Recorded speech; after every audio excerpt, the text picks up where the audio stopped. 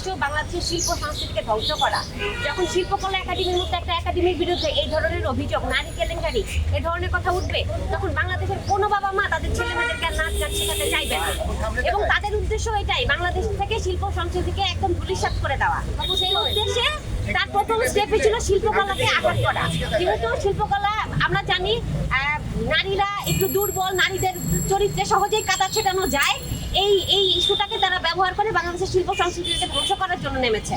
এখানে কারো কোনো ব্যক্তি স্বার্থ, যারা বলছে তারা হয়তো নিজেরাও বুঝতেছে না যে তাদেরকে ইউজ করা হচ্ছে, তাদেরকে ইউজ করে বাংলাদেশের শিল্প সংস্কৃতিকে ধ্বংসের দিকে এগিয়ে নিয়ে যাওয়া হচ্ছে। সেজন্যই আমাদের শিল্পকলার বিরুদ্ধে এই ধরনের নিউজ করা হচ্ছে। তা আমি মনে করি এই যে শাহিদ আপা একটু আগে বলে গেল যে এই যে ছবিগুলো ফেসবুকে বারবার ব্যবহার করা হচ্ছে বা নিউজগুলোতে, এগুলো আমাদেরই আপলোড করা ছবি, যেখানে কি কেউ কোনো প্রমাণ দিতে পারবে সেখানে আপত্তিকর কোনো কিছু আছে? আমাদের সবাই জানে শিল্পকলা একাডেমিতে এশিয়ান আর্ট বিয়েনাল হয়, তখন অনেক ফরেনাররা আসে, বিদেশিরা আসে, তাদেরকে আমাদের 900 বছর আয়োজন করতে হয়। তখন আমরা সবাই শিল্পকলার প্রত্যেকটা মানুষ সেখানে উপস্থিত থাকে। সেখানকার ছবি কিভাবে ব্যবহার করে বলতে যে আপত্তিকর ছবি? এটা তো হতেই পারে না। একটা সংবাদ মাধ্যম বস্তুনিষ্ঠ সত্য সংবাদ প্রকাশ করবে, যেখানে দেশের মানুষ অথেন্টিক নিউজটা পাবে। সেখানে যদি এইভাবে মিথ্যা নিউজ সাজানো হয়, সেটা তো কখনোই আমাদের কাম্য হতে পারে না। সেটার জন্য আমরা সকল নারীরা তীব্র নিন্দা জানাচ্ছি। সেই ছবিগুলোকে ব্রাশ করে, মানে সেই ছবিগুলোর ইউজ করে তারা এত বাজে কুরুচিপূর্ণ বক্তব্য দিয়েছে এবং সেখানে বলেছে আমরা নারী কর্মকর্তারা মদের টেবিলে সেখানে নাকি গ্লাসে মদ ঢেলে দিই। এই ধরনের দুঃসাহস দেখানোর কর্মকর্তা শিল্পকলা একাডেমি চায়। শিল্পকলা একাডেমিতে আমরা যারা কাজ করছি, এখানে 30 বছর চাকরি করবো, 30 বছর আমরা ভাই ভাই হিসেবে এখানে থাকবো এবং আমাদের বোনদের যদি আজকে যৌন নিপীড়ন করা হয়, আমি আশা করবো আমাদের ভাইরা আমাদের সাথে থাকবে এবং তারা আমাদেরকে এখানে সহযোগিতা করবে। আজকে যারা আপনারা মিডিয়াতে আছেন, আপনারা দেখবেন যে নারী সহকর্মীরা যদি নিপীড়িত হয় আপনারা পাশে দাঁড়ান। অতএব আমি আশা করবো আপনারাও আমাদের পাশে দাঁড়াবেন, যাতে আমাদের সাথে, মানে যদি কোনো বলেন না যে খেলায় না পারলে মানুষ হচ্ছে সবচেয়ে দুর্বল পয়েন্টে হাত দেয়। আমার কাছে মনে হয় আপনাদের খেলা যার সাথে তার সাথে খেলুন, কিন্তু আমাদের সাথে না। যার সাথে খেলা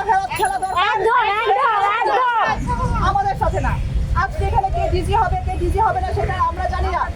সেই ডিজি চলে গেছে, সেই ডিজিকে অপদস্থ করার জন্য কেন আমাদের ছবি ইউজ করা হলো, সেই বিচার আজকে আপনাদের সাংবাদিক ভাইদের আমি দিয়ে গেলাম। এবং আমি চাই আমাদের এই নারী সহকর্মীদের পাশে আপনারা থাকবেন এবং আমাদের সামাজিকভাবে যে হেয় প্রতিপন্ন করা হয়েছে তার সুষ্ঠু বিচার না হওয়া পর্যন্ত এই দুজনের বিচার আমি আহ্বান করতে চাই। আমরা সমগ্র বাংলাদেশের শিল্পকলা একাডেমিতে কর্মরত নারীরা হয়রানিমূলক অপপ্রচারের শিকার হয়ে নানা ধরনের হয়রানির মধ্য দিয়ে দিন অতিবাহিত করছিল।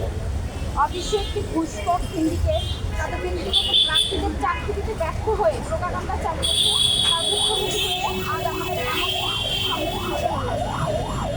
ঘুষ কেলেঙ্কারি ধামাচাপা দিতে তারা একটি নীল নকশা তৈরি করেছে, যে নকশা অনুযায়ী দুর্নীতিবাজ ব্যক্তিদের সহায়তা নিয়ে ও চাকরি দিতে না পারা প্রার্থীদের উস্কানি দিয়ে বিভিন্ন মিডিয়া ও প্রতিষ্ঠানের অভিযোগ করানো হয় এবং আমাদেরকে বিভিন্ন সময় নানানভাবে হয়রানি করা হয়।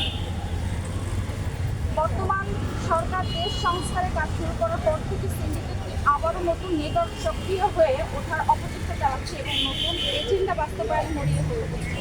নতুন এজেন্ডা অনুযায়ী তারা বাংলাদেশ শিল্পকলা একাডেমিতে কর্মরত নারীদের বিরুদ্ধে হয়রানিমূলক অপপ্রচার চালানোর মাধ্যমে প্রতিষ্ঠানটি ভাবমূর্তিতে প্রশ্নবিদ্ধ করার ষড়যন্ত্র শুরু করে।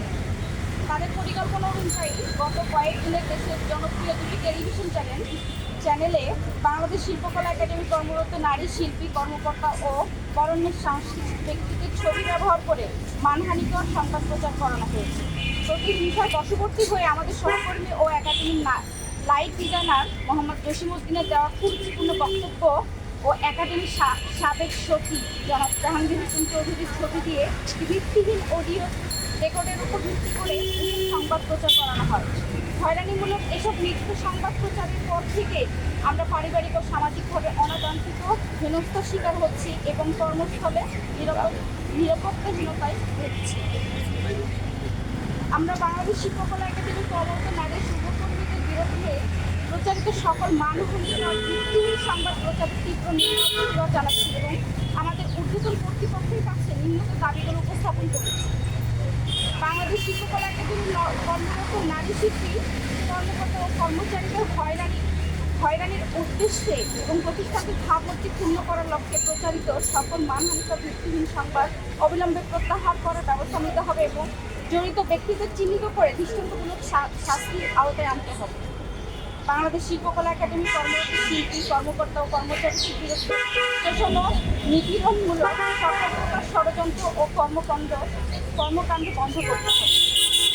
আমাদের ডাকে সাড়া দেওয়ার জন্য আপনাদের সকলের প্রতি আবারও ধন্যবাদ জ্ঞাপন করছি। সত্য, ন্যায় আর সৌন্দর্যের ষড়যন্ত্রকারীরা যারা শিল্পকলার এখন যারা আছে কিছু লোক, আমি দুজনের নাম বলতে চাই উদ্দেশ্য প্রণোদিতভাবে, জেসিম সাহেব এবং এহসান ভাই, যারা এহসান ভাই আমাকে ব্যক্তিগতভাবে চেনেও না, আমার ছবি ব্যবহার করে আমার অনুমতি ছাড়া কীভাবে একটা সংবাদ প্রচার করতে পারে, একজন মানুষের পিছনে রাখতে গিয়ে কেন ব্যক্তিগত একটা নারীকে কীভাবে যৌন হয়রানিমূলক কীভাবে একটা সৃষ্টি করে।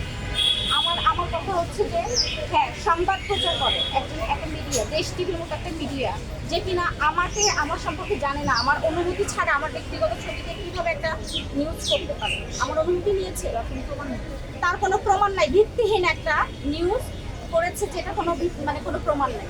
কেন আমার বিরুদ্ধে এটা বলো? আমি সামাজিকভাবে প্রতিহীনতা দিচ্ছি। আমি তো সঙ্গীত শিল্পী, আমি কোনো প্রোগ্রাম করতে পারছি না। আমি চারিদিকে আমার মধ্যে সামাজিক একটা অবস্থান আছে, আমার পরিবার আছে। কেন এটা করা হইল? এবং প্রত্যেকটা নিউজে এই দুইটা মানুষই কথা বলছে। কি প্রমাণের ভিত্তিতে আমাকে এই কথাগুলো বলে, আমাকে ব্যক্তিগতভাবে এবং আমাদের নারী সহকর্মীদের শিল্পকলাকে কি বলে একটা ছোট করার জন্য, শিল্পীদেরকে ছোট করার জন্য, এটা